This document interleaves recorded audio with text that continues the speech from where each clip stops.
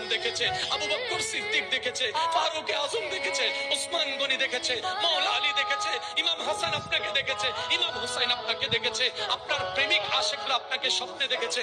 আমরা সেই রকম প্রেমিক এখন হতে পারি না। ইয়া রাসূলুল্লাহ, ইয়া রাসূলুল্লাহ, আপনার রবের সদকায় আপনার কাছে আমাদের চাওয়া, ইয়া রাসূলুল্লাহ, জীবনে একবার হলো আমাদেরকে স্বপ্নের মধ্যে দিদার দিয়ে দেন। ইয়া রাসূলুল্লাহ, জীবনে একবার হলো স্বপ্নে আপনার দিদার দিয়ে দেন।